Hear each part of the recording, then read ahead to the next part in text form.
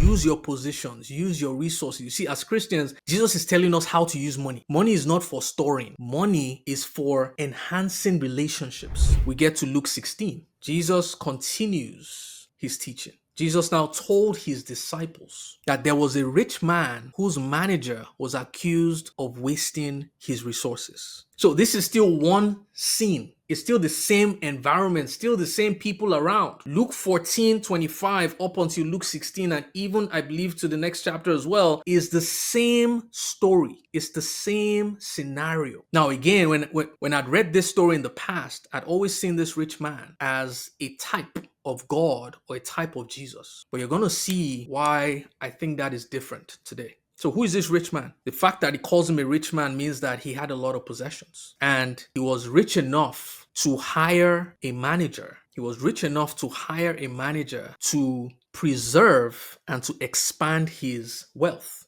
Because that's what managers do. They are here to help you manage. Management is about preserving what is there and growing what has been given to you, which is why in the parable of the talents, when the master gave the stewards the talent, he was expecting them to, number one, was actually expecting them to increase what they had been given. So he says that his manager was accused. So that means somebody came to provide a report. There was an informant here. So someone came to inform the rich man about what his manager was doing. And whatever that person told this man, he believed him or her 100%. They must have had evidence to show and to prove that the manager had been wasting his possessions for real. Because when he called the manager, he didn't call him to hear his side of the story. He had already made up his mind. This guy is gone. He said, so he called him in and asked him, what is this I hear about you? Give an account of your management because you cannot be my manager any longer. You are fired. But before you go, I need you to give an account of your management. And so it's interesting. Let me show you something. Luke 16 verse 2. Let me show you the root word. When it says, come and give an account, you won't believe. When I looked at it, I was like, what? So Luke 16:2 says, give an account of thy stewardship. What does account mean? Logos. Come and give an account. So one of the meanings for logos is the word of God, what God has said. Another application of that word is to give an account. Look at that, account, consideration. Another meaning says your reasoning. I saw somewhere, your reason. Come and give the reasoning behind what you've done. And so come and give an account of your administration, your calculation. Come and show me how you got to this result. And so I can imagine the manager who he woke up that morning, everything was still good. All of a sudden, his master has called him in and he's like, you're out of a job. How is he processing this information? You're not just out of a job. I need you to also give me an account of how you've managed my business.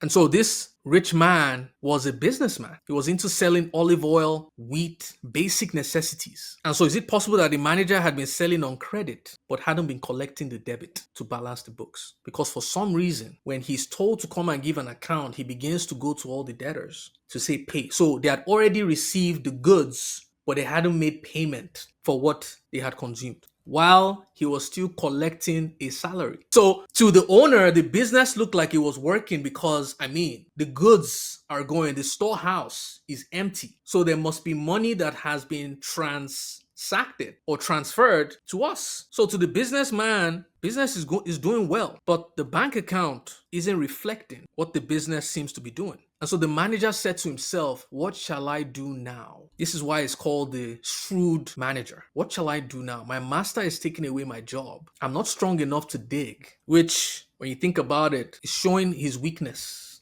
Maybe he was a flimsy, light guy. I'm not strong enough. This guy was in a tough spot. He was between a rock and a hard place is how they'll put it. Because to everybody, this guy was done. There's no way you can justify what you've just done. And so he says, what shall I do now? I'm not strong enough to dig and I'm ashamed to beg. So he also had pride issues.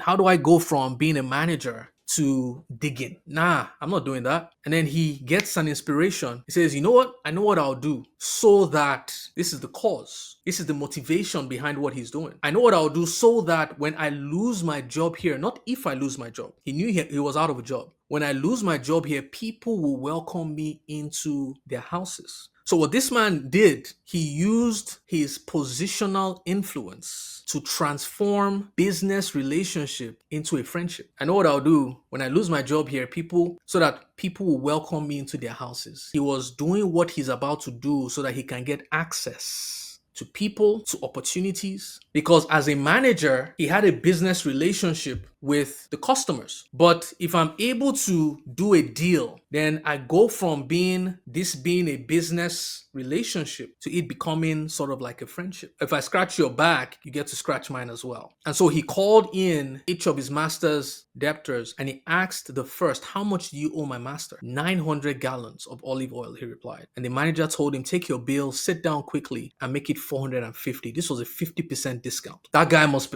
have been excited. Like, I was expecting, I'm owing you 900 and all of a sudden you've just come, you've made my day, you've literally cut my expenses in half." Must have been excited. "I owe you one, man." Then he asked the second, "And how much do you owe?" He didn't even know how much they owed, thinking about it. What kind of man, like, was he just giving these things out for free? That's why I'm saying you've wasted my possessions, because that word wasted in the root translation means dissipated. The wealth was disappearing. He didn't even know how much they owed. "How much do you owe?" What if they lied? It says 1,000 bushels of wheat, he replied. And he told him, "Take your bill and make it 800. I wonder why he gave the first guy a 50% discount, but this guy only got like 20% discount. But here's the thing, because it says that the master commended the dishonest manager because he had acted shrewdly. Why? That word shrewdly, Luke 16 verse 8 says he commended the unjust steward because he had done wisely. Now, what does wisely mean? The root word is phronimos, which means to be prudent. So to be prudent means acting with or showing care and thought for the future.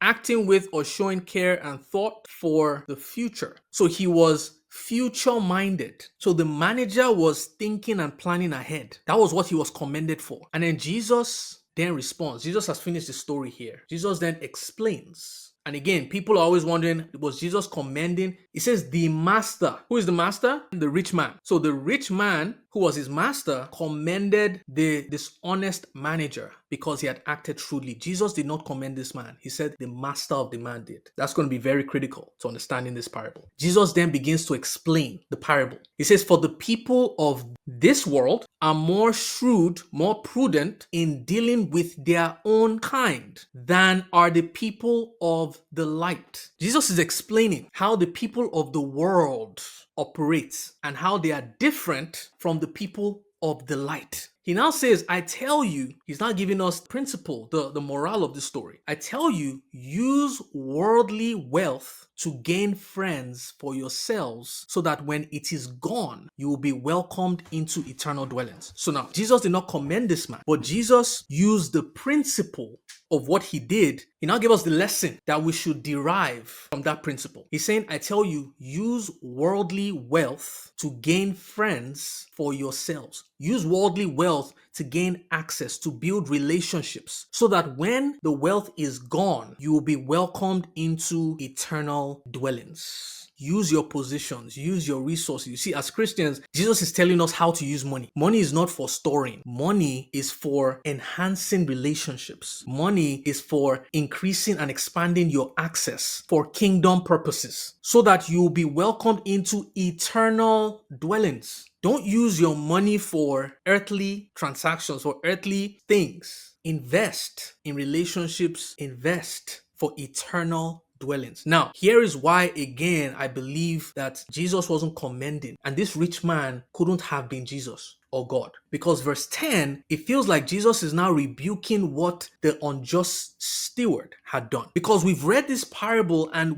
a lot of people have believed that the rich man, like Jesus was commending this man. Verse 10 says, "Whoever can be trusted with very little can also be trusted with much." Was the unjust servant trustworthy with the little that he had? No. He then goes on, "And whoever is dishonest with very little will also be dishonored with much." He then goes further. So if you have not been trustworthy in handling worldly wealth, who will trust you with true riches? If you have not been trustworthy in handling the tangible things, who will trust you with the intangible things? Was the dishonest manager honest or trustworthy with the worldly wealth? And so Jesus is giving us a lesson as children of light. How you manage your worldly resources will depend or will determine what God will give you as true riches, as intangible. God doesn't need to know what you would do if you had $1 million.